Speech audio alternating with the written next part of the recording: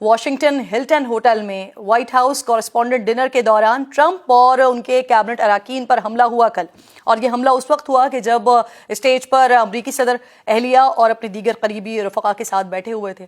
حملہ آور لابی سے اہلکاروں پر گولیاں برساتے ہوئے ہال کے دروازے تک پہنچا، لیکن اہلکاروں نے بروقت ایکشن لیا، اس کو قابو کر لیا۔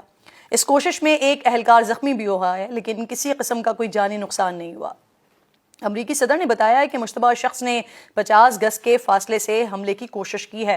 فاکس نیوز کو صدر ٹرمپ نے انٹرویو دیا تو انہوں نے بتایا کہ حملہ آور عیسائیوں سے نفرت کرتا تھا، اس کی بہن یا بھائی نے قانون نافذ کرنے والے اداروں سے شکایت بھی کی تھی۔ ٹرمپ اب خود یہ تاثر دے رہے ہیں کہ حملہ مذہبی عقائد کی بنیاد پر کیا گیا ہے۔ حملہ آور کی شناخت کال تھامسن ایلن کے نام سے ہوئی ہے، جو اعلیٰ تعلیم یافتہ اور کیلیفورنیا کے شہر ٹورنس کا رہائشی ہے۔ کال تھامس نے 2017 میں کیلیفورنیا انسٹیٹیوٹ آف ٹیکنالوجی سے گریجویشن کیا ہے، جبکہ 2025 میں اس نے کیلیفورنیا اسٹیٹ یونیورسٹی سے کمپیوٹر سائنسز میں ماسٹر کی ڈگری حاصل کی ہے۔ حملہ آور ایک پارٹ ٹائم ٹیچر ہے، گیم ڈیولپر ہے۔ دسمبر 2024 میں اس کو ٹیچر آف دی منتھ کا اعزاز بھی حاصل ہے۔ پولیس کے مطابق کال تھامس پہلے ہی ہلٹن ہوٹل میں مقیم تھا جہاں تقریب جاری تھی۔ حملہ آور کے پاس ایک شاٹ گن، ایک ہینڈ گن اور کئی چاقو موجود تھے۔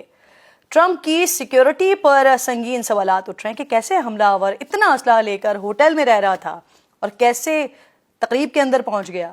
اس واقعے کو امریکی انٹیلیجنس کی ناکامی بھی قرار دیا جا رہا ہے۔ سی بی ایس نیوز نے دعویٰ کیا ہے کہ مبینہ حملہ آور نے بتایا ہے کہ اس کا ٹارگٹ ٹرمپ انتظامیہ کے عہدیدار تھے، لیکن یہ واضح نہیں ہے کہ وہ کن عہدیداروں کو نشانہ بنانا چاہتا تھا۔ حیران کن طور پر 1981 میں، یعنی ایگزیکٹلی 45 سال پہلے، اسی واشنگٹن ہلٹن ہوٹل میں امریکی صدر رونالڈ ریگن کو گولی ماری گئی تھی۔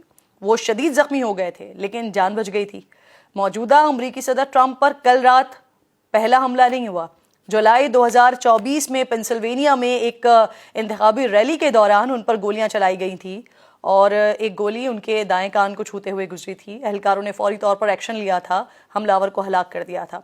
حملہ آور کی شناخت بھی تھامس کے نام سے ہی ہوئی تھی، جو رجسٹرڈ ریپبلکن تھا، یعنی ٹرمپ کی پارٹی کا ہی کارکن تھا، اور اس کا پہلے سے کوئی مجرمانہ یا کرمنل ریکارڈ موجود نہیں تھا۔ ستمبر 2024 میں ویسٹ پام بیچ میں گولف کلب سے ایک مشتبہ حملہ آور کو گرفتار کیا گیا تھا جو جھاڑیوں میں چھپا ہوا تھا۔ فروری 2026 میں ایک مسلح شخص نے فلوریڈا میں ٹرمپ کی رہائش گاہ میں داخل ہونے کی کوشش کی، لیکن سیکورٹی اہلکاروں کے ایکشن میں مارا گیا۔ حملے کے وقت صدر واشنگٹن میں تھے۔ اب حیران کن طور پر کسی بھی کیس کا حتمی نتیجہ آج تک سامنے نہیں آ سکا کہ آخر ٹرمپ پر حملے کیوں ہوئے، لیکن ان حملوں کا سیاسی طور پر ٹرمپ کو فائدہ ضرور ہوا ہے۔ 2024 میں ٹرمپ پر حملے کے بعد ان کی پاپولیرٹی میں اضافہ ہوا تھا اور الیکشن کے نتائج ان کے حق میں آئے تھے۔ اس وقت بھی جب ان کی مقبولیت، اب موجودہ حالات میں اس وقت جب ان کی مقبولیت ایران جنگ کی وجہ سے کم ترین سطح پر ہے، یعنی مختلف سرویز بتاتے ہیں کہ 37% پر ہے، تو ایک اور حملہ ہوتا ہے، یقیناً اس سے پھر انہیں ہمدردی اور سپورٹ ملے گی۔ آج صبح ناظرین اس افسوسناک واقعے کے ایک اور منظر نے ذہن کو جھنجھوڑ کر رکھ دیا۔ جب فائرنگ ہو رہی تھی، بھگدڑ مچی ہوئی تھی، تو فوٹیجز میں حملہ آور خواتین، جن میں وائٹ ہاؤس کی ترجمان بھی شامل تھیں، ان کو اپنی جان بچاتے ہوئے محفوظ جگہ تلاش کرتے ہوئے ادھر ادھر بھاگتے ہوئے دیکھا جا سکتا ہے۔ یقیناً انہیں خود سے زیادہ ان ننھی جانوں کی فکر ہوگی جو ابھی اس دنیا میں نہیں آئے ہیں۔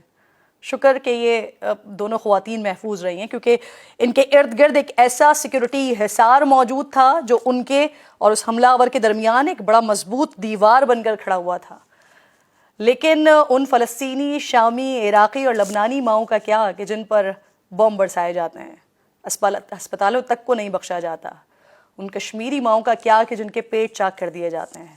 ان ایرانی ماؤں کا کیا کہ جن کے بچے اسکول پڑھنے جاتے ہیں لیکن کبھی واپس نہیں لوٹتے؟ وہ سب بھی انسان ہیں لیکن بس مسلمان ہیں۔ اسی لیے انہیں بچانے کے لیے نہ کوئی ہیومن شیلڈ آتی ہے، نہ ہیومینٹی۔